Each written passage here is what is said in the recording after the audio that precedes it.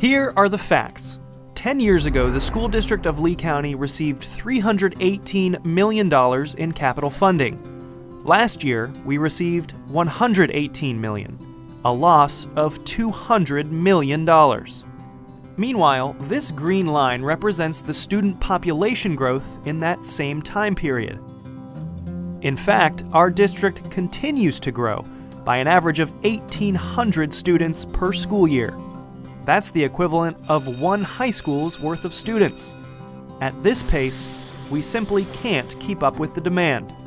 We need to build more schools, and not only that, maintain the ones we currently have. If we don't, it will mean more portables, larger class sizes, and faster deterioration of our buildings due to overcrowding.